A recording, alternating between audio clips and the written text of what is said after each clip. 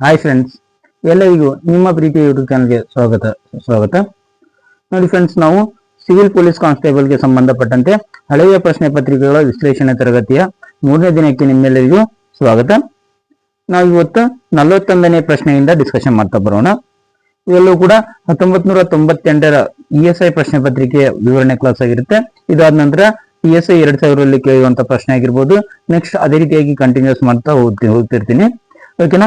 41ನೇ ಪ್ರಶ್ನೆ ನೋಡಿ, ಇಂಡಸ್ ಕಣಿವೆಯಲ್ಲಿನ ನಾಗರಿಕತೆಯ ಅಂಶಗಳನ್ನ ಕೆಳಕಂಡ ಯಾವ ಪ್ರದೇಶದಲ್ಲಿ ಕಾಣಬಹುದು? ನೋಡಿ, ನಾವು ಇಂಡಸ್ ಕಣಿವೆಯಲ್ಲಿನ ನಾಗರಿಕತೆಯ ಅಂಶಗಳದವಲ್ಲ, ಅವುಗಳನ್ನು ನಾವು ಎಲ್ಲಿ ಕಾಣಬಹುದತ್ತೆ ಪ್ರಶ್ನೆ ಇದೆ. ಇಂಡಸ್ ಕಣಿವೆ ಅಂದ್ರೆ ನಾವು ಸಿಂಧು ಕಣಿವೆ ಅಂತ ಕರಿಬಹುದು. ಇದನ್ನ ಸಿಂಧು ಕಣಿವೆಯ ಅಥವಾ ಸಿಂಧು ನಾಗರಿಕತೆಯ ಅಂಶಗಳನ್ನ ಈ ಕೆಳಗಿನ ಯಾವ ಪ್ರದೇಶದಲ್ಲಿ ಕಾಣಬಹುದತ್ತೆ ಪ್ರಶ್ನೆ ಇದೆ. First option Sumeria, second option China, third option Egypt, fourth option ಎಲ್ಲದರಲ್ಲಿಯೂ ಅಂತ ಇದೆ. ಇದಕ್ಕೆ ಸರಿಯಾದ ಉತ್ತರ ಸುಮೇರ ಎಂಬ ಪ್ರದೇಶದಲ್ಲಿ ನಾವೇನ್ ಕಾಣಬಹುದು? ಇಂಡಸ್ ಕಣಿವೆಯಲ್ಲಿನ ನಾಗರಿಕತೆಯ ಅಂಶಗಳನ್ನು ನಾವು ಕಾಣಬಹುದು. ನೆಕ್ಸ್ಟ್, ನೈಫ್ ಅಥವಾ ನಿಫೆ ಎಂಬ ಪದ ಕೆಳಕಂಡ ವಿಷಯಕ್ಕೆ ಸಂಬಂಧಿಸಿದೆ. ನೋಡಿ, ನೈಫ್ ಅಥವಾ ನಿಫೆ ಅಂತ ಕರಿತೀವಿ. NIFE. NI ಅಂದ್ರೆ ನಿಕ್ಕಲ್ ಅಂದಂಗ, ಎಸ್ ನಿಕ್ಕಲ್. ನೆಕ್ಸ್ಟ್ FE ಅಂದ್ರೆ ಫೆರಸ್ ಅಂದಂಗ, ಫೆರಸ್. ಓಕೆನಾ. ಈ ಎರಡು ಏನ್ ನಿಫೆ ಅಂತ ಕರಿತೀವಲ್ಲ, ಇದು ಯಾವಾಗ ಸಂಬಂಧಪಟ್ಟೈತಪ್ಪ ಅಂದ್ರೆ ಭೂಮಿಯ ಒಳಪದರಕ್ಕೆ ಸಂಬಂಧಪಟ್ಟೈತಿ. ಭೂಮಿಯ ಒಳಪದರದಲ್ಲಿ ನಮ್ಗೆ ಏನ್ ಕಂಡು ಬರ್ತೈತಪ್ಪ ಅಂದ್ರೆ ಒಂದು ನಿಕ್ಕಲ್ ಮತ್ತು ಫೆರಸ್ ಹೆಚ್ಚಾಗಿ ಕಂಡು ಬರೋದ್ರಿಂದ ಅದನ್ನ ನಾವು ನಿಫೆ ವಲಯ ಅಂತೇಳಿ ಕರಿತೀವಿ. ಓಕೆನಾ. ನೆಕ್ಸ್ಟ್, ಸಿಂಧು ಗಂಗಾದ ಸಮತಲ ಭೂಮಿಯಲ್ಲಿ ಅತಿ ಸಾಮಾನ್ಯವಾಗಿರುವ ಮಣ್ಣಿನ ಗುಣ. ನೋಡಿ, ಸಿಂಧು ಗಂಗಾ ನದಿಯ ಪ್ರದೇಶದಲ್ಲಿ ಅಥವಾ ಒಂದು ನದಿಯ ಪ್ರದೇಶ ಭೂತೀರ ಅಥವಾ ನದಿಯ ತೀರ ಇರ್ತೈತಲ್ಲ, ಅಲ್ಲಿ ಅತಿ ಸಾಮಾನ್ಯವಾಗಿರುವಂತಹ ಮಣ್ಣಿನ ಗುಣ ಯಾವುದು ಅಂತ ಪ್ರಶ್ನೆ ಇದೆ. ಯಾವ ಮಣ್ಣು ಹೆಚ್ಚಾಗಿ ಕಂಡು ಬರ್ತೈತೆ ಪ್ರಶ್ನೆ ಆಗಿದೆ. ಇದಕ್ಕೆ ಸರಿಯಾದ ಉತ್ತರ ನೆರೆಮಣ್ಣು. ನೆರೆಮಣ್ಣು ಅಥವಾ ಇದನ್ನು ಇನ್ನೊಂದು ಹೆಸರು ಮೆಕ್ಕಲು ಮಣ್ಣು ಅಂತ ಕರಿತೀವಿ. ಯಾವ ಮಣ್ಣು? ಮೆಕ್ಕಲು ಮಣ್ಣು. ಹಾಗಾದ್ರೆ ಈ ಮೆಕ್ಕಲು ಮಣ್ಣು ಹೆಚ್ಚಾಗಿ ಯಾವ ರಾಜ್ಯದಲ್ಲಿ ಕಂಡು ಬರುತ್ತೆ ಅಂದ್ರೆ UP ಯಲ್ಲಿ ಕಂಡು ಬರುತ್ತೆ. ಉತ್ತರ ಪ್ರದೇಶದಲ್ಲಿ ಈ ಮೆಕ್ಕಲು ಮಣ್ಣು ಹೆಚ್ಚಾಗಿ ಕಂಡು ಬರುತ್ತೆ. ನೆಕ್ಸ್ಟ್, ಅತ್ಯಂತ ಕನಿಷ್ಠ ದೂರವಿರುವ ಮಾರ್ಗದಲ್ಲಿ ಪ್ರಯಾಣ ಮಾಡಲು ಅನುಸರಿಸಬೇಕಾದ ಮಾರ್ಗ. ನೋಡಿ, ಅತ್ಯಂತ ಕನಿಷ್ಠ ದೂರ ಇರುವಂತಹ ಮಾರ್ಗದಲ್ಲಿ ಏನಾದ್ರೂ ಪ್ರಯಾಣ ಮಾಡ್ಬೇಕಂದ್ರೆ ಯಾವ ಮಾರ್ಗವನ್ನ ಅನುಸರಿಸಬೇಕಂತೇಳಿ ಪ್ರಶ್ನೆ ಇದೆ. ಇದಕ್ಕೆ ಸರಿಯಾದ ಉತ್ತರ ನೋಡ್ತಾ ಬರೋದಾದ್ರೆ ರೇಖಾಂಶ. ನೋಡಿ, ರೇಖಾಂಶವನ್ನ ಆಧಾರವಾಗಿ ಇಟ್ಕೊಂಡು ನಾವೇನ್ ಮಾಡೋದು? ಅತಿ ಕನಿಷ್ಠ ದೂರ ಇರುವಂತಹ ಮಾರ್ಗವನ್ನ ಪ್ರಯಾಣ ಮಾಡಬೇಕು. ಮುಂದಿನ ಪ್ರಶ್ನೆ, ಭೂಮಿಗೆ ಬರುತ್ತಿರುವ ಸೂರ್ಯನ ಬೆಳಕಿನ ಹೊರಸೂಸುವಿಕೆಯ ವೈಜ್ಞಾನಿಕ ವಿವರ. ನೋಡಿ, ಭೂಮಿಗೆ ಬರುತ್ತಿರುವಂತ ಸೂರ್ಯನ ಬೆಳಕಿನ ಹೊರಸೂಸುವಿಕೆಯ ವೈಜ್ಞಾನಿಕ ವಿವರ ಅಂತೇಳಿ ಹಿಂದಿನ ಪ್ರಶ್ನೆ ಪತ್ರಿಕೆಗಳಲ್ಲಿ ಈ ರೀತಿಯಾಗಿ ಪ್ರಶ್ನೆ ಕೇಳ್ತಿದ್ದ. ಅಂದ್ರೆ ಇದು ಏನಪ್ಪಾ ಅಂದ್ರೆ ಸೂರ್ಯನ ಬೆಳಕಿನಿಂದ ಭೂಮಿಗೆ ಬರುವಂತದ್ದು ಕಿರಣ ಯಾವುದು ಅಂತೇಳಿ ಡೈರೆಕ್ಟ್ ಆಗಿ ಕೇಳ್ಬೋದು. ಯಾವ್ದಪ್ಪ ಅಂದ್ರೆ ವಿಕಿರಣ. ಯಾವುದು? ವಿಕಿರಣ. ಭೂಮಿಗೆ ಬರುತ್ತಿರುವಂತ ಸೂರ್ಯನ ಬೆಳಕಿನ ಹೊರಸೂಸುವಿಕೆ ವೈಜ್ಞಾನಿಕ ವಿವರ ಅಂದ್ರೆ ಭೂಮಿಗೆ ಬಿದ್ದು ಸೂರ್ಯನ ಕಿರಣಗಳು ಭೂಮಿಗೆ ಬಿದ್ದು ವಿಕಿರಣಗಳ ರೂಪದಲ್ಲಿ ಏನಾಗ್ತಾವ? ಪ್ರತಿಫಲನಗೊಳ್ತಾವ ಅಥವಾ ವಿಕಿರಣಗಳ ರೂಪದಲ್ಲಿ ತಾಪವನ್ನ ಹೆಚ್ಚು ಮಾಡ್ತಾವ ಅಂತೇಳಿ ಆನ್ಸರ್ ಮಾಡ್ಬೋದು. ಓಕೆನಾ. ನೆಕ್ಸ್ಟ್, ಮೊಟ್ಟ ಮೊದಲ ಬಾರಿಗೆ ಏಷ್ಯನ್ ಕ್ರೀಡೆಗಳು ಎಲ್ಲಿ ನಡೆದವು? ನೋಡಿ, ಏಷ್ಯನ್ ಕ್ರೀಡೆಗಳು ಮೊದಲ ಬಾರಿಗೆ ಎಲ್ಲಿ ನಡೆದವಪ್ಪ ಅಂದ್ರೆ ನಮ್ಮ ದೇಶದ ರಾಜಧಾನಿಯಾದಂತ ದೆಹಲಿಯಲ್ಲಿ ನಡೆದವು. ಕುಂಭಮೇಳ ಪ್ರತಿ ಡ್ಯಾಶ್ ವರ್ಷಕ್ಕೊಳಗೊಮ್ಮೆ ನಡೆಸಲಾಗುತ್ತದೆ. ನೋಡಿ, ಕುಂಭಮೇಳ ಪ್ರತಿ ಎಷ್ಟು ವರ್ಷಕ್ಕೊಮ್ಮೆ ನಡೆಯಲಾಗುತ್ತೆ ಅಂದ್ರೆ ಪ್ರತಿ 12 ವರ್ಷಕ್ಕೊಮ್ಮೆ ನಡೆಸಲಾಗುತ್ತೆ. ಎಷ್ಟು ವರ್ಷ? 12 ವರ್ಷ. ಹಾಗಾದ್ರೆ ಮಹಾಕುಂಭಮೇಳ ಇತ್ತೀಚೆಗೆ ನಡೆಯುತ್ತೆ. ಹಾಗಾದ್ರೆ ಆ ಮಹಾಕುಂಭಮೇಳ ಎಷ್ಟು ವರ್ಷಕ್ಕೊಮ್ಮೆ ನಡೀತಪ್ಪ ಅಂದ್ರೆ 144 ವರ್ಷಗಳಿಗೊಮ್ಮೆ ಮಹಾಕುಂಭಮೇಳ. ಕುಂಭಮೇಳ ಕೇಳಿದ್ರೆ 12 ವರ್ಷಗಳಿಗೊಮ್ಮೆ. ನೆಕ್ಸ್ಟ್, ಸಾರ್ಕ್ನ ಮೊದಲ ಶೃಂಗಸಭೆ ಅಥವಾ ಶೃಂಗ ಸಮ್ಮೇಳನ ನಡೆದಂತ ಸ್ಥಳ ಯಾವುದಕ್ಕೆ ಪ್ರಶ್ನೆ ಇದೆ. First option Colombo, second option Dhaka, third option Kathmandu, fourth option Navadehali. ಇದಕ್ಕೆ ಸರಿಯಾದ ಉತ್ತರ ಬಾಂಗ್ಲಾದೇಶದ ರಾಜಧಾನಿಯಾದಂತ ಢಾಕಾದಲ್ಲಿ ಏನಾಗುತ್ತೆ? ಸಾರ್ಕ್ನ ಮೊದಲ ಶೃಂಗಸಭೆ ನಡೆಯುತ್ತೆ. ಹಾಗಾದ್ರೆ ಬಾಂಗ್ಲಾದೇಶದ ಕರೆನ್ಸಿ ಯಾವ್ದಪ್ಪ ಅಂದ್ರೆ ಟಾಕಾ. ನೋಡಿ, ಬಾಂಗ್ಲಾದೇಶದ ಕರೆನ್ಸಿ ಟಾಕಾ, ರಾಜಧಾನಿ ಢಾಕಾ. ಈ ಕೊಲಂಬೋ ಅನ್ನೋದು ಯಾವ್ದರ ರಾಜಧಾನಿಯಪ್ಪ ಅಂದ್ರೆ ಶ್ರೀಲಂಕಾದ ರಾಜಧಾನಿ. ಶ್ರೀಲಂಕಾದ ರಾಜಧಾನಿ ಯಾವುದು? ಕೊಲಂಬೋ. ಕಠ್ಮಂಡು ಇದು ನೇಪಾಳದ ರಾಜಧಾನಿ. ಕಠ್ಮಂಡು ಯಾವುದರ ರಾಜಧಾನಿ? ನೇಪಾಳದ ರಾಜಧಾನಿ. ಹಾಗಾದ್ರೆ ಈ ಕಠ್ಮಂಡುವಿನಲ್ಲಿ ಸಾರ್ಕ್ನ ಕೇಂದ್ರ ಕಚೇರಿ ಇದೆ. ಸಾರ್ಕ್ನ ಯಾವ ಕಚೇರಿ ಇದೆ? ಕೇಂದ್ರ ಕಚೇರಿ ಎಲ್ಲಿ ಕಂಡು ಬರ್ತಿದ್ದಪ್ಪ ಅಂತ ಪ್ರಶ್ನೆ ಕೇಳಿದ್ರಿ, ಏನಂತ ಆನ್ಸರ್ ಮಾಡ್ಬೇಕು ನೀವು? ಕಠ್ಮಂಡುವಿನಲ್ಲಿ ಕಂಡು ಬರುತ್ತೆ, ನೇಪಾಳದ ರಾಜಧಾನಿ ಆದಂತ ಕಠ್ಮಂಡುವಿನಲ್ಲಿ. ಮುಂದಿನ ಪ್ರಶ್ನೆ, ಹಿಮಪಾತ ಕೆಳಕಂಡ ಯಾವ ಭಾಗಗಳಲ್ಲಿನ ವಿಶೇಷ ಲಕ್ಷಣ? ನೋಡಿ, ಹಿಮಪಾತ ಎಲ್ಲಿ ಸರ್ವೇ ಸಾಮಾನ್ಯವಾಗಿ ಆಗ್ತೈತೆ ಪ್ರಶ್ನೆ ಇದೆ. ಫಸ್ಟ್ ಆಪ್ಷನ್ ಧ್ರುವ ಪ್ರದೇಶ, ಸೆಕೆಂಡ್ ಆಪ್ಷನ್ ಸಮಶೀತೋಷ್ಣ ವಲಯ, ಥರ್ಡ್ ಆಪ್ಷನ್ ವಿಷಮ ವೃತ್ತ, ಫೋರ್ತ್ ಆಪ್ಷನ್ ಸಂಕ್ರಾಂತಿ ಪ್ರದೇಶ ಅಂತ ಇದೆ. ಇದಕ್ಕೆ ಸರಿಯಾದ ಉತ್ತರ ನೋಡ್ತಾ ಬರೋದಾದ್ರೆ ಧ್ರುವ ಪ್ರದೇಶದಲ್ಲಿ ಸಾಮಾನ್ಯವಾಗಿ ಏನ್ ನೋಡ್ತೀವಿ ನಾವು? ಹಿಮಪಾತವನ್ನ ನೋಡ್ತೀವಿ. ನೆಕ್ಸ್ಟ್ ಪ್ರಶ್ನೆ, ಭಾರತದ ಬಹುಪಾಲು ಜನರು ಯಾವ ಜನಾಂಗದ ಗುಂಪಿಗೆ ಸೇರುತ್ತಾರೆ?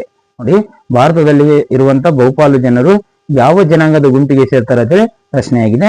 First one Negro, second one Australoid, third one ರಾಕಸಸ್, ಫೋರ್ತ್ ಆಪ್ಷನ್ ಮೇಲಿನ ಯಾವುದೂ ಅಲ್ಲ ಅಂತ ಇದೆ. ಇದಕ್ಕೆ ಸರಿಯಾದ ಉತ್ತರ ನಾವು ನೋಡ್ತಾ ಬರೋದಾದ್ರೆ ಸೆಕೆಂಡ್ ಆಪ್ಷನ್ ಆಸ್ಟ್ರೋಲೈಡ್. ಭಾರತದ ಬಹುಪಾಲು ಜನರು ಆಸ್ಟ್ರೋಲೈಡ್ ಜನಾಂಗದ ಗುಂಪಿಗೆ ಸೇರುತ್ತಾರೆ. ಕೆಳಕಂಡ ರಾಜ್ಯಗಳಲ್ಲಿ ಯಾವುದು ಭೂಭಾಗ ಆವೃತ ರಾಜ್ಯ? ನೋಡಿ, ಭೂಭಾಗ ಆವೃತ ರಾಜ್ಯ ಅಂದ್ರೆ ಏನಪ್ಪಾ ಅಂದ್ರೆ ಇದೊಂದು ರಾಜ್ಯ ಇದೆ ಅಂತ ತಿಳ್ಕೊಳ್ಳಿ. ಇದೊಂದು ರಾಜ್ಯ. ಈ ರಾಜ್ಯದ ಸುತ್ತಲೂ ಇರ್ತಾವಲ್ಲ, ಆ ರಾಜ್ಯದ ಸುತ್ತಲೂ ಕೂಡ ಏನಿರ್ಬೇಕಪ್ಪ ಅಂದ್ರೆ ಯಾವುದೇ ನೀರಿನ ಪ್ರದೇಶ ಇರಬಾರ್ದು, ಬೇರೆ ಭೂಭಾಗನೇ ಇರಬೇಕು. ಆ ರಾಜ್ಯದ ಸುತ್ತಲೂ ಬೇರೆ ಯಾವುದೇ ಆದಂತ ನೀರಿನ ಪ್ರದೇಶ ಇರಬಾರ್ದು, ಸುತ್ತಲೂ ಏನಿರ್ಬೇಕು? ಭೂಭಾಗ ಇರ್ಬೇಕು. ಅದನ್ನ ಏನಂತ ಕರಿತೀವಿ?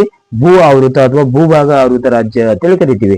ಹಾಗಾದ್ರೆ ಪಶ್ಚಿಮ ಬಂಗಾಳಕ್ಕೆ ನೋಡ್ತಾ ಬರೋದಾದ್ರೆ ಪಶ್ಚಿಮ ಬಂಗಾಳ ಅದು ಏನನ್ನ ಹೊಂದಿತಪ್ಪ ಅಂದ್ರೆ ಸಮುದ್ರ ತೀರವನ್ನ ಹೊಂದೈತಿ, ಕರಾವಳಿ ತೀರವನ್ನ ಹೊಂದೈತಿ. ನೆಕ್ಸ್ಟ್ ಗುಜರಾತ್ ಕೂಡ ಕರಾವಳಿ ತೀರವನ್ನ ಹೊಂದೈತಿ, ಆಂಧ್ರ ಪ್ರದೇಶ ಕೂಡ ಕರಾವಳಿ ತೀರವನ್ನ ಹೊಂದೈತಿ. ಹಾಗಾದ್ರೆ ತೀರವನ್ನ ಯಾವ್ದು ಹೊಂದಿಲ್ಲಪ್ಪ ಅಂದ್ರೆ ಬಿಹಾರ ಕರಾವಳಿ ತೀರವನ್ನ ಹೊಂದಿಲ್ಲ. ಹೌದಾ? ಅಂದ್ರೆ ಅದರ ಸುತ್ತಲೂ ಕೂಡ ಯಾವ ಬೇರೆ ಬೇರೆ ರಾಜ್ಯಗಳು ಅದಾವ ಅಂದ್ರೆ ಭೂಭಾಗನ ಇದೆ. ಹೌದಾ? ಯಾವ್ದು ಸರಿಯಾದ ಉತ್ತರ ಆಗುತ್ತೆ? ಬಿಹಾರ್ ಸರಿಯಾದ ಉತ್ತರ ಆಗುತ್ತೆ. ಅದೇ ರೀತಿಯಾಗಿ ನಾವು ಕರಾವಳಿ ತೀರಕ್ಕೆ ನೋಡ್ತಾ ಬರೋದಾದ್ರೆ ಭಾರತವು 1600 ಕಿಲೋಮೀಟರ್ ಟೋಟಲ್ ಆಗಿ 6100 ಕಿಲೋಮೀಟರ್ ಉದ್ದದ ಏನನ್ನು ಹೊಂದಿದೆಪ್ಪ ಅಂದ್ರೆ ಕರಾವಳಿಯನ್ನ ಹೊಂದಿದೆ. ಹೌದಾ? ನಾವು ದ್ವೀಪಗಳನ್ನ ಒಳಗೊಂಡಂತೆ 7516.6 ಕಿಲೋಮೀಟರ್ ಅಂದ್ರೆ ನಮ್ಮಲ್ಲಿ ಕಂಡು ಬರುವಂತ ದ್ವೀಪ ಪ್ರದೇಶಗಳನ್ನ ಒಳಗೊಂಡಂತೆ ನಾವು ಭಾರತದ ಕರಾವಳಿ ತೀರವನ್ನ ನೋಡಿದ್ವಿ ಅಂದ್ರೆ 7516.6 ಕಿಲೋಮೀಟರ್ ಉದ್ದ ಐತಿ. ಕೇವಲ ರಾಜ್ಯಗಳನ್ನ, ಅದರಲ್ಲೂ ಕೂಡ ಕರಾವಳಿ ತೀರವನ್ನ ಹೊಂದಿರುವಂತಹ ರಾಜ್ಯಗಳು 9 ರಾಜ್ಯಗಳದವು. ಆ 9 ರಾಜ್ಯಗಳನ್ನ ನೋಡಿದೀವಪ್ಪ ಅಂದ್ರೆ 6100 ಕಿಲೋಮೀಟರ್. ಎಷ್ಟು ಕಿಲೋಮೀಟರ್? 6100 ಕಿಲೋಮೀಟರ್ ಕರಾವಳಿ ತೀರವನ್ನು ನಮ್ಮ ದೇಶ ಹೊಂದಿದೆ. ಹಾಗಾದ್ರೆ ಅತಿ ಹೆಚ್ಚಿನ ಕರಾವಳಿ ತೀರವನ್ನ ಹೊಂದಿರುವ ರಾಜ್ಯ ಯಾವುದು? ಅತಿ ಹೆಚ್ಚಿನ ಕರಾವಳಿ ತೀರವನ್ನ ಗುಜರಾತ್ ಹೊಂದಿದೆ. ನೋಡಿ, ಹೆಚ್ಚು ಅಂದ್ರೆ ಯಾವುದು? ಗುಜರಾತ್. ಎಷ್ಟಪ್ಪ ಅಂದ್ರೆ 1600 ಕಿಲೋಮೀಟರ್ ಕರಾವಳಿ ತೀರವನ್ನ ಹೊಂದೈತಿ. ಯಾವುದು? ಗುಜರಾತ್. ಆ ತೀರವನ್ನ ನಾವೇನಂತ ಕರಿತೀವಿ? ಕಚ್ ತೀರ ಅಂತ ಕರಿತೀವಿ. ಯಾವ ತೀರ? ಕಚ್ ತೀರ. ಅದೇ ರೀತಿಯಾಗಿ ಆಂಧ್ರ ಪ್ರದೇಶ 1000 ಕಿಲೋಮೀಟರ್ ಉದ್ದದ ಕರಾವಳಿ ತೀರವನ್ನು ಹೊಂದೈತಿ. ಎಷ್ಟು ಕಿಲೋಮೀಟರ್? 1000 ಕಿಲೋಮೀಟರ್ ಉದ್ದದ ಕರಾವಳಿ ತೀರವನ್ನು ಹೊಂದೈತಿ. ಇದು ಎರಡನೇ ಅತಿ ಹೆಚ್ಚು ಕರಾವಳಿ ತೀರವನ್ನು ಹೊಂದಿರುವಂತ ಒಂದು ರಾಜ್ಯ. ಓಕೆನಾ? ನೆಕ್ಸ್ಟ್ ಕರ್ನಾಟಕ ನೋಡ್ತಾ ಬರೋದಾದ್ರೆ ನಮ್ಮ ಕರ್ನಾಟಕ 320 ಕಿಲೋಮೀಟರ್. ಎಷ್ಟು ಕಿಲೋಮೀಟರ್? 320 ಕಿಲೋಮೀಟರ್ ಕರಾವಳಿ ತೀರವನ್ನು ಹೊಂದೈತಿ. ಹಾಗಾದ್ರೆ ಎಷ್ಟು ಜಿಲ್ಲೆಗಳು ಕರಾವಳಿ ತೀರವನ್ನ ಹಂಚಿಕೊಂಡವಪ್ಪ ಅಂದ್ರೆ 3 ಜಿಲ್ಲೆಗಳು. ಯಾವ್ಯಾವಪ್ಪ ಅಂದ್ರೆ ಒಂದು ದಕ್ಷಿಣ ಕನ್ನಡ, ಒಂದ್ ಸೆಕೆಂಡ್ ವೇಟ್ ಮಾಡಿ, ಒಂದು ದಕ್ಷಿಣ ಕನ್ನಡ, ಎರಡನೇದು ಉಡುಪಿ, ಮೂರನೇದು ಉತ್ತರ ಕನ್ನಡ. ನೋಡಿ, ಈ 3 ಜಿಲ್ಲೆಗಳು ಟೋಟಲ್ 320 ಕಿಲೋಮೀಟರ್ ಉದ್ದದ ಕರಾವಳಿ ತೀರವನ್ನು ಹೊಂದೆವು. ಇದು ಕರ್ನಾಟಕದ ಕರಾವಳಿ ತೀರ. ಹಾಗಾದ್ರೆ ಅತಿ ಕಡಿಮೆ ಕರಾವಳಿ ತೀರವನ್ನ ಹೊಂದಿರುವಂತಹ ರಾಜ್ಯ ಯಾವುದಪ್ಪ ಅಂದ್ರೆ ಗೋವಾ. ಯಾವ ರಾಜ್ಯ? ಗೋವಾ ರಾಜ್ಯವು ಕೇವಲ 100 ಕಿಲೋಮೀಟರ್. ಎಷ್ಟು ಕಿಲೋಮೀಟರ್? 100 ಕಿಲೋಮೀಟರ್ ಉದ್ದದ ಕರಾವಳಿ ತೀರವನ್ನು ಹೊಂದಿದೆ. ನೋಡಿ, ಅತಿ ಹೆಚ್ಚು ಕರಾವಳಿ ತೀರವನ್ನು ಹೊಂದಿರುವಂತಹ ರಾಜ್ಯ ಗುಜರಾತ್ ಆದರೆ ಅತಿ ಕಡಿಮೆ ಕರಾವಳಿ ತೀರವನ್ನು ಹೊಂದಿರುವಂತಹ ರಾಜ್ಯ ಗೋವಾ. ನೆಕ್ಸ್ಟ್ ಎಷ್ಟು ರಾಜ್ಯಗಳೊಂದಿಗೆ ಕರಾವಳಿಯನ್ನು ಹಂಚಿಕೊಂಡಿದೆ ಅಂದ್ರೆ ಭಾರತ ದೇಶವು 9 ರಾಜ್ಯಗಳೊಂದಿಗೆ ಅಂದ್ರೆ 9 ರಾಜ್ಯಗಳು ಕರಾವಳಿಯನ್ನ ಹಂಚಿಕೊಂಡವು. ನೆಕ್ಸ್ಟ್ ಕರ್ನಾಟಕದ ಕರಾವಳಿ ಉದ್ದಕ್ಕೆ ಇದ್ರೆ 320 ಕಿಲೋಮೀಟರ್ ಆನ್ಸರ್ ಮಾಡಬೇಕು.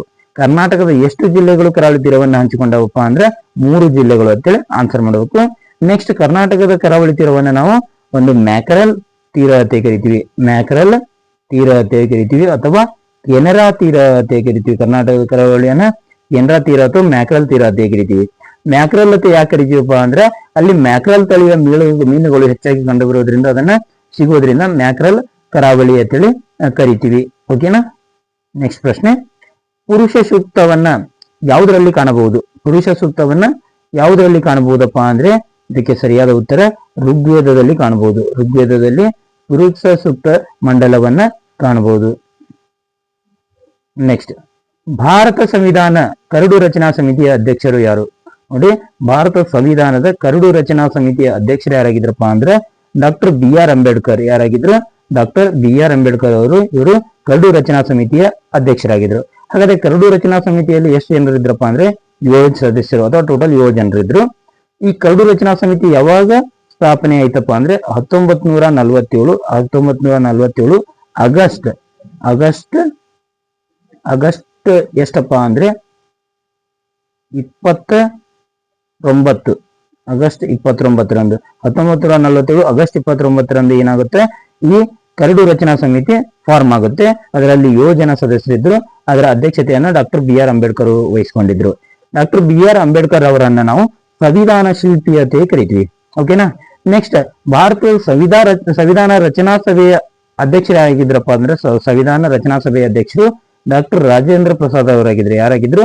ಡಾಕ್ಟರ್ ರಾಜೇಂದ್ರ ಪ್ರಸಾದ್ ಅವರು. ನೆಕ್ಸ್ಟ್, ಭೂಮಿಯ ಮೇಲಿನ ಅತ್ಯಂತ ಕಿರಿದಾದ ಖಂಡ. ಭೂಮಿಯ ಮೇಲಿನ ಅತ್ಯಂತ ಕಿರಿದಾದ ಖಂಡ ಯಾವ್ದಪ್ಪ ಅಂದ್ರೆ ಆಸ್ಟ್ರೇಲಿಯಾ ಖಂಡ. ಯಾವ ಖಂಡ? ಆಸ್ಟ್ರೇಲಿಯಾ ಖಂಡ. ಹಾಗಾದ್ರೆ ನಾವು ಭೂಮಿಯ ಮೇಲೆ ಎಷ್ಟು ಖಂಡಗಳನ್ನು ನೋಡ್ತೀವಪ್ಪ ಅಂದ್ರೆ 7 ಖಂಡಗಳನ್ನು ನೋಡ್ತೀವಿ. ಎಷ್ಟು ಖಂಡಗಳನ್ನು ನೋಡ್ತೀವಿ? 7 ಖಂಡಗಳನ್ನ ಭೂಮಿಯ ಮೇಲೆ ನಾವು ನೋಡ್ತೀವಿ. ಅತಿ ದೊಡ್ಡ ಖಂಡ ಏಷ್ಯಾ ಖಂಡ. ಜನಸಂಖ್ಯೆ ಮತ್ತು ವಿಸ್ತೀರ್ಣದಲ್ಲಿ ನೋಡಿದಾಗ ಅತಿ ದೊಡ್ಡ ಖಂಡ ಯಾವುದಾಗುತ್ತೆ? ಏಷ್ಯಾ ಖಂಡ ಆಗುತ್ತೆ. ಹಾಗಾದ್ರೆ ಯಾವ ಖಂಡವು ಜನರನ್ನ ಒಳಗೊಂಡಿಲ್ಲ ಅಂತ ಕೇಳಿದ್ರೆ ಅಂಟಾರ್ಟಿಕಾ ಖಂಡ. ಯಾವ ಖಂಡ? ಅಂಟಾರ್ಟಿಕಾ ಖಂಡವು ಅದು ಜನರನ್ನ ಒಳಗೊಂಡಿರಂತ ಒಂದು ಖಂಡ ಆಗೈತಿ. ನೆಕ್ಸ್ಟ್, ಸೌರವ್ಯೂಹದಲ್ಲಿ ಅತ್ಯಂತ ದೊಡ್ಡ ಗ್ರಹ. ನೋಡಿ, ಸೌರವ್ಯೂಹದಲ್ಲಿ ಅತ್ಯಂತ ದೊಡ್ಡ ಗ್ರಹ ಯಾವುದಂತೆ ಪ್ರಶ್ನೆ ಇದೆ. ಫಸ್ಟ್ ಆಪ್ಷನ್ ಏನಿದೆ? ಯುರೇನಸ್. ಸೆಕೆಂಡ್ ಆಪ್ಷನ್ ಶುಕ್ರ. ಥರ್ಡ್ ಆಪ್ಷನ್ ಗುರು. ಫೋರ್ತ್ ಆಪ್ಷನ್ ಶನಿ. ಇದಕ್ಕೆ ಸರಿಯಾದ ಉತ್ತರ ಗುರು. ಗುರು ಗ್ರಹವು ಸೌರವ್ಯೂಹದಲ್ಲಿ ಅತ್ಯಂತ ದೊಡ್ಡ ಗ್ರಹ. ಹಾಗಾದ್ರೆ ಗ್ರಹಗಳ ಬಗ್ಗೆ ನೋಡ್ತಾ ಬರೋದಾದ್ರೆ ನಾವು 8 ಗ್ರಹಗಳನ್ನು ನೋಡ್ತೀವಿ. ಎಷ್ಟು ಗ್ರಹಗಳನ್ನ? 8 ಗ್ರಹಗಳನ್ನು ನೋಡ್ತೀವಿ. ಸೂರ್ಯನಿಂದ ಫಸ್ಟ್ಗೆ ಸೂರ್ಯ. ಇದು ಸೂರ್ಯ. ಸೂರ್ಯನಿಂದ ನಾವು ನೋಡ್ತಾ ಹೋದ್ರೆ ಮೊದಲಿಗೆ ಬುಧ ಗ್ರಹ ಬರುತ್ತೆ. ನೆಕ್ಸ್ಟ್ ಶುಕ್ರ. ಅದಾದ ನಂತರ 3ನೇ ವಿಭಾಗದಲ್ಲಿ ಸ್ಥಾನದಲ್ಲಿ ಭೂಮಿ. ಅದಾದ ನಂತರ ಮಂಗಳ. ಮಂಗಳ ಆದ ನಂತರ ಗುರು. ಗುರು ಆದ ನಂತರ ಶನಿ. ಶನಿ ಆದ ನಂತರ ಯುರೇನಸ್ ಮತ್ತು ನೆಪ್ಚೂನ್ ಬರ್ತವು. ಕೊನೆಯದಲ್ಲಿ ಕಂಡು ಬರುವಂತಹ ಗ್ರಹ ನೆಪ್ಚೂನ್. ಅಂದ್ರೆ ಸೂರ್ಯನಿಂದ ಅತಿ ದೂರವಾಗಿರುವಂತಹ ಗ್ರಹ ನೆಪ್ಚೂನ್. ಸೂರ್ಯನಿಗೆ ಅತಿ ಹತ್ತಿರವಾದಂತಹ ಗ್ರಹ ಬುಧ ಗ್ರಹ. ಅತಿ ಹೆಚ್ಚು ಉಷ್ಣಾಂಶ ಹೊಂದಿರುವ ಗ್ರಹ ಶುಕ್ರ ಗ್ರಹ. ನೆಕ್ಸ್ಟ್, ಅತಿ ಸುಂದರವಾದ ಗ್ರಹ ಯಾವ್ದಕ್ಕೆ ಇದ್ರೆ ಶನಿ ಗ್ರಹ. ಅತಿ ಸುಂದರವಾದ ಮತ್ತು ಅತಿ ಹಗುರಾದ ಗ್ರಹ ಶನಿ ಗ್ರಹ. ಅತಿ ಭಾರವಾದ ಗ್ರಹ ಭೂಮಿ. ಅತಿ ಹೆಚ್ಚು ಶೋಧನೆಗೆ ಒಳಪಟ್ಟ ಗ್ರಹ ಮಂಗಳ. ನೋಡಿ, ಸೂರ್ಯನಿಗೆ ಅತಿ ಹತ್ತಿರವಾದ ಗ್ರಹ ಬುಧ ಗ್ರಹ. ಸೂರ್ಯನಿಗೆ ಅತಿ ಹತ್ತಿರವಾದ ಗ್ರಹ ಬುಧ ಗ್ರಹ. ಸೂರ್ಯನಿಂದ ಅತಿ ದೂರದಲ್ಲಿರುವ ಗ್ರಹ ನೆಪ್ಚೂನ್. ಸೂರ್ಯನಿಂದ ಅತಿ ದೂರದಲ್ಲಿರುವ ಗ್ರಹ ನೆಪ್ಚೂನ್. ಅತಿ ಹೆಚ್ಚು ಉಷ್ಣಾಂಶವನ್ನು ಹೊಂದಿರುವ ಗ್ರಹ ಶುಕ್ರ ಗ್ರಹ. ಅತಿ ಹೆಚ್ಚು ಉಷ್ಣಾಂಶವನ್ನು ಹೊಂದಿರುವ ಗ್ರಹ ಶುಕ್ರ ಗ್ರಹ. ಸೂರ್ಯನಿಂದ 3ನೇ ಸ್ಥಾನದಲ್ಲಿರುವ ಗ್ರಹ ಭೂಮಿ. ಸೂರ್ಯನಿಂದ 3ನೇ ಸ್ಥಾನದಲ್ಲಿರುವ ಗ್ರಹ ಯಾವುದು? ಭೂಮಿ. ನೆಕ್ಸ್ಟ್, ಅತಿ ಸುಂದರವಾದ ಗ್ರಹ ಮತ್ತು ಅತಿ ಕಡಿಮೆ ತೂಕವನ್ನು ಹೊಂದಿರುವಂತಹ ಗ್ರಹ ಶನಿ ಮತ್ತು ಉಂಗುರ ವ್ಯವಸ್ಥೆಯನ್ನು ಹೊಂದಿರುವಂತಹ ಗ್ರಹ ಶನಿ. ನೆಕ್ಸ್ಟ್, ಭೂಮಿ ಅತ್ಯಂತ ಕುರೂಪಿಯಾಗಿ ಕಾಣುವಂತಹ ಗ್ರಹ ಮತ್ತೆ ಅತ್ಯಂತ ಭಾರವಾಗಿರುವಂತಹ ಗ್ರಹ ಭೂಮಿ. ನೆಕ್ಸ್ಟ್, ಅತಿ ಹೆಚ್ಚು ಭೂಮಿಯನ್ನು ಬಿಟ್ಟರೆ ಅತಿ ಹೆಚ್ಚು ಶೋಧನೆಗೆ ಒಳಪಟ್ಟ ಗ್ರಹ ಮಂಗಳ ಗ್ರಹ. ಈ ಗ್ರಹಗಳ ಬಗ್ಗೆ ನಿಮ್ಗಿಷ್ಟು ಗೊತ್ತಿರಬೇಕು. ಮುಂದಿನ ಪ್ರಶ್ನೆಗೆ ಹೋಗೋಣವಾ? ನೆಕ್ಸ್ಟ್, ಹತ್ತಿಯ ಎಲೆಯನ್ನ ಗಿಡದ ಕೆಳಕಂಡ ಯಾವ ಭಾಗದಿಂದ ಪಡೆಯಲಾಗುತ್ತದೆ? ನೋಡಿ, ಹತ್ತಿಯ ಎಲೆ ಆಗಬಾರ್ದು. ಇದು ಹತ್ತಿಯ ಎಳೆಯನ್ನ ಗಿಡದ ಕೆಳಕಂಡ ಯಾವ ಭಾಗದಿಂದ ಪಡೆಯಲಾಗುತ್ತದೆ ಅಂದ್ರೆ ಫಸ್ಟ್ ಆಪ್ಷನ್ ಏನಿದೆ? ಹಣ್ಣು. ಸೆಕೆಂಡ್ ಆಪ್ಷನ್ ಬೇರು. ಥರ್ಡ್ ಆಪ್ಷನ್ ಕಾಂಡ. ಫೋರ್ತ್ ಆಪ್ಷನ್ ಎಲೆ. ಇದಕ್ಕೆ ಸರಿಯಾದ ಉತ್ತರ ನೋಡ್ತಾ ಬರೋದಾದ್ರೆ ಹಣ್ಣು. ನೋಡಿ, ಹತ್ತಿಯ ಎಳೆಯನ್ನ ನಾವು ಗಿಡದ ಒಂದು ಹಣ್ಣಿನ ಭಾಗದಿಂದ ನಾವು ಪಡಿತೀವಿ. ನೆಕ್ಸ್ಟ್, ಬುದ್ಧ ತನ್ನ ಪ್ರಥಮ ಬೋಧನೆ ಮಾಡಿದ ಸ್ಥಳ. ಬುದ್ಧನು ತನ್ನ ಪ್ರಥಮ ಬೋಧನೆಯನ್ನ ಎಲ್ಲಿ ಮಾಡ್ತಾನಪ್ಪ ಅಂದ್ರೆ ಸಾರನಾಥದಲ್ಲಿ ಮಾಡ್ತಾನೆ. ಎಲ್ಲಿ ಮಾಡ್ತಾನ? ಸಾರನಾಥ. ಓಕೆನಾ? ಹಾಗಾದ್ರೆ ಲುಂಬಿನಿ ಸ್ಥಳ ಯಾವ್ದಕ್ಕೆ ಸಂಬಂಧಪಟ್ಟಿತ್ತಪ್ಪ ಅಂದ್ರೆ ಬುದ್ಧನ ಜನ್ಮಸ್ಥಳ. ಬುದ್ಧನ ಜನ್ಮಸ್ಥಳ ಯಾವುದು? ಲುಂಬಿನಿ. ಇದು ಎಲ್ಲಿ ಕಂಡು ಬರ್ತೈತಿ ಅಂದ್ರೆ ಲುಂಬಿನಿ ನೇಪಾಳದಲ್ಲಿ ಕಂಡು ಬರ್ತೈತಿ. ಎಲ್ಲಿ ಕಂಡು ಬರ್ತೈತಿ? ನೇಪಾಳದಲ್ಲಿ ಕಂಡು ಬರ್ತೈತಿ ಲುಂಬಿನಿ ವನ. ಆ ಲುಂಬಿನಿ ವನದಲ್ಲಿ ಬುದ್ಧನ ಜನ್ಮ ಆಗುತ್ತೆ. ಹೌದಾ? ಬುದ್ಧನು ಪ್ರಥಮ ಬಾರಿಗೆ ಬೋಧನೆ ಮಾಡಿದೆಲ್ಲಪ್ಪ ಅಂದ್ರೆ ಸಾರನಾಥದಲ್ಲಿ. ನೆಕ್ಸ್ಟ್, ಬಂಗಾಳದ ವಿಭಜನೆಯ ಕ್ರಮವನ್ನ ಬ್ರಿಟಿಷ್ ಸರ್ಕಾರ ಹಿಂದೆ ತೆಗೆದುಕೊಂಡ ವರ್ಷ. ನೋಡಿ, ಪಶ್ಚಿಮ ಬಂಗಾಳ ಇದೆಯಲ್ಲ, ಅಥವಾ ಈ ಮೊದಲಿಗೆ ಈಗ ಪೂರ್ವ ಪಾಕಿಸ್ತಾನ ಮತ್ತು ಈ ಪಶ್ಚಿಮ ಬಂಗಾಳ ಎರಡೂ ಕೂಡ ಮೊದಲು ಏನಾಗಿತ್ತಪ್ಪ ಅಂದ್ರೆ ಕೂಡ್ಕೊಂಡಿತ್ತು. ನಂತರ ಏನ್ ಮಾಡ್ಲಾಗತ್ತೆ ಅಂದ್ರೆ ಅದನ್ನ ವಿಭಜನೆ ಮಾಡ್ಲಾಗತ್ತೆ. ವಿಭಜನೆ ಯಾವಾಗ ಮಾಡ್ಲಾಗತ್ತೆ ಅಂದ್ರೆ 1905 ಅಕ್ಟೋಬರ್ 16ರಂದು ಲಾರ್ಡ್ ಕರ್ಜನ್ ಅದರಲ್ಲ, ಲಾರ್ಡ್ ಕರ್ಜನ್ ಏನ್ ಮಾಡ್ತಾನಪ್ಪ ಅಂದ್ರೆ ಬಂಗಾಳವನ್ನ ಪೂರ್ವ ಬಂಗಾಳ ಮತ್ತು ಪಶ್ಚಿಮ ಬಂಗಾಳಕ್ಕೆ ವಿಭಾಗ ಮಾಡ್ತಾನೆ. ಎಷ್ಟರಲ್ಲಿ? 1905 ಅಕ್ಟೋಬರ್ 16ರಲ್ಲಿ. ಯಾರ ವ್ಯಕ್ತಿ? ಲಾರ್ಡ್ ಕರ್ಜನ್ ಎಂಬ ವ್ಯಕ್ತಿ. ಹೌದಾ? ಏನ್ ಮಾಡ್ತಾನ? ಬಂಗಾಳವನ್ನ ವಿಭಜನೆ ಮಾಡ್ತಾನೆ. ಆ ಬಂಗಾಳವನ್ನ ವಿಭಜನೆ ಮಾಡಿದ ಕ್ರಮವನ್ನ ಬ್ರಿಟಿಷ್ ಸರ್ಕಾರ ಏನ್ ಮಾಡ್ತಪ್ಪ ಅಂದ್ರೆ ಒಂದು ವರ್ಷದಲ್ಲಿ ಹಿಂದೆ ತೆಗೆದುಕೊಳ್ಳುತ್ತೆ. ಹೌದಾ? ಆ ಯಾವ ವರ್ಷದಲ್ಲಿ ಹಿಂದೆ ತೆಗೆದುಕೊಳ್ಳುತ್ತೆ ಅಂತ ಪ್ರಶ್ನೆ ಇದೆ. ಇದಕ್ಕೆ ಸರಿಯಾದ ಉತ್ತರ 1911ರಲ್ಲಿ. ಎಷ್ಟರಲ್ಲಿ? 1911ರಲ್ಲಿ. ಮುಂದಿನ ಪ್ರಶ್ನೆ, ಭಾರತ ಸಂವಿಧಾನ ಅಂಗೀಕಾರಗೊಂಡದ್ದು ಡ್ಯಾಶ್. ಅಂದ್ರೆ ಭಾರತ ಸಂವಿಧಾನವು ಯಾವಾಗ ಅಂಗೀಕಾರಗೊಂಡಿತು ಅಂತ ಪ್ರಶ್ನೆ ಇದೆ. ಇದಕ್ಕೆ ಸರಿಯಾದ ಉತ್ತರ ನವೆಂಬರ್ 26, 1949. ನೋಡಿ, ಭಾರತ ಸಂವಿಧಾನ ಅಂಗೀಕಾರಗೊಂಡದ್ದು ನವೆಂಬರ್ 26, 1949. ಆದರೆ ಜಾರಿಗೆ ಬಂದದ್ದು ಜನವರಿ 26, 1950. ಜಾರಿಗೆ ಬಂದದ್ದು ಜನವರಿ 26, 1950. ಅಂಗೀಕಾರಗೊಂಡದ್ದು ನವೆಂಬರ್ 26, 1949. ಈ ಅಂಗೀಕಾರಗೊಂಡ ದಿನವಾದ ನವೆಂಬರ್ 26 ಪ್ರತಿ ವರ್ಷ ಏನಂತ ಆಚರಣೆ ಮಾಡ್ತೀವಪ್ಪ ಅಂದ್ರೆ ಸಂವಿಧಾನ ದಿನವಾಗಿ ಆಚರಣೆ ಮಾಡ್ತೀವಿ. ಏನಂತ ಆಚರಣೆ ಮಾಡ್ತೀವಿ? ಸಂವಿಧಾನ ದಿನವಾಗಿ ಆಚರಣೆ ಮಾಡ್ತೀವಿ. ನೆಕ್ಸ್ಟ್, ಕೊನೆಯ ಪ್ರಶ್ನೆ, ಮೂಲಭೂತ ಹಕ್ಕುಗಳ ಪಟ್ಟಿಯಿಂದ ಸಂವಿಧಾನದಲ್ಲಿ ಆಸ್ತಿ ಹಕ್ಕನ್ನ ತೆಗೆದು ಹಾಕಿದ ತಿದ್ದುಪಡಿ. ನೋಡಿ, ಮೂಲಭೂತ ಹಕ್ಕುಗಳ ಪಟ್ಟಿಯಿಂದ ಆಸ್ತಿ ಹಕ್ಕು ಇತ್ತು. ಹೌದಾ? ಮೊದಲು 7 ಮೂಲಭೂತ ಹಕ್ಕು ಇದ್ದು ಅದರಲ್ಲಿ ಆಸ್ತಿ ಹಕ್ಕು ಕೂಡ ಇತ್ತು. ಅದನ್ನ 1978ರಲ್ಲಿ ಮೊರಾರ್ಜಿ ದೇಸಾಯಿ ಅವರ ಸರ್ಕಾರ ಏನ್ ಮಾಡ್ಲಾಗುತ್ತೆ? ತೆಗೆದುಹಾಕುತ್ತೆ. ಹಾಗಾದ್ರೆ ಯಾವ ತಿದ್ದುಪಡಿಯ ಮೂಲಕ ತೆಗೆದುಹಾಕುತ್ತಪ್ಪ ಅಂದ್ರೆ ಸಂವಿಧಾನದ 44ನೇ ತಿದ್ದುಪಡಿಯ ಮೂಲಕ. ಎಷ್ಟನೇ ತಿದ್ದುಪಡಿ? 44ನೇ ತಿದ್ದುಪಡಿಯ ಮೂಲಕ ತೆಗೆದುಹಾಕುತ್ತೆ. ಹಾಗಾದ್ರೆ ಈ 42ನೇ ತಿದ್ದುಪಡಿಯ ಬಗ್ಗೆ ನೋಡ್ತಾ ಬರೋದಾದ್ರೆ ಇದನ್ನ 1976ರಲ್ಲಿ ಇಂದಿರಾ ಗಾಂಧಿ ಅವರು ಈ ತಿದ್ದುಪಡಿಯನ್ನ ಮಾಡ್ತಾರೆ. ಇದನ್ನ ನಾವು ಪುಟ್ಟ ಸಂವಿಧಾನ ಅಂತ ಕರಿತೀವಿ. 42ನೇ ತಿದ್ದುಪಡಿಯನ್ನ ಏನಂತ ಕರಿತೀವಿ ನಾವು? ಪುಟ್ಟ ಸಂವಿಧಾನ ಅಂತ ಕರಿತೀವಿ. ಮತ್ತೆ ಇಂದಿರಾ ಸಂವಿಧಾನ ಅಂತ ಕರಿತೀವಿ. ಇಂದಿರಾ ಸಂವಿಧಾನ, ಪುಟ್ಟ ಸಂವಿಧಾನ. ನೆಕ್ಸ್ಟ್, ಅತಿ ದೊಡ್ಡ ತಿದ್ದುಪಡಿ ಅಂತ ಕೂಡ ಕರಿತೀವಿ. ಅತಿ ದೊಡ್ಡ ತಿದ್ದುಪಡಿ ಕೂಡ ಯಾವುದು? 42ನೇ ತಿದ್ದುಪಡಿ. ಈ ರೀತಿ ಕರೆಯಕ್ ಕಾರಣ ಏನಪ್ಪಾ ಅಂದ್ರ ಆ 42ನೇ ತಿದ್ದುಪಡಿಯಲ್ಲಿ ಅತಿ ಹೆಚ್ಚು ಅಂಶಗಳನ್ನ ಸೇರ್ಪಡೆ ಮಾಡ್ತಾರೆ. ಅತಿ ಹೆಚ್ಚು ಅಂಶಗಳನ್ನ ಸೇರ್ಪಡೆ ಮಾಡೋದ್ರಿಂದ ಅವಾಗ ಏನ್ ಮಾಡುತ್ತೆ? ಅದನ್ನ ಪುಟ್ಟ ಸಂವಿಧಾನ, ಇಂದಿರಾ ಸಂವಿಧಾನ ಅಥವಾ ಅತಿ ದೊಡ್ಡ ತಿದ್ದುಪಡಿ ಅಂತ ಕರೀತಾರೆ. ಯಾವಾಗ ತಿದ್ದುಪಡಿ ಮಾಡ್ತಾರೆ ಅಂದ್ರೆ 1976ರಲ್ಲಿ. ಪ್ರಧಾನಮಂತ್ರಿ ಯಾರಾಗಿದ್ರು? ಇಂದಿರಾ ಗಾಂಧಿ ಆಗಿದ್ರು. ಯಾರಾಗಿದ್ರು? ಇಂದಿರಾ ಗಾಂಧಿ. ಓಕೆನಾ? ಇದಿಷ್ಟು ಏನಾಗಿತ್ತಪ್ಪ ಅಂದ್ರೆ ಪ್ರೀವಿಯಸ್ ಇಯರ್ ಕ್ವಶನ್ ಪೇಪರ್ಗಳ ಡಿಸ್ಕಷನ್ ಕ್ಲಾಸ್ ಆಗಿತ್ತು. ಇದೇ ರೀತಿಯ ಇನ್ನಿತರ ತರಗತಿಗಳಿಗಾಗಿ ನಮ್ಮ ಚಾನಲ್ ಅನ್ನ ಸಬ್ಸ್ಕ್ರೈಬ್ ಮಾಡ್ಕೊಳ್ಳಿ. ಧನ್ಯವಾದಗಳು.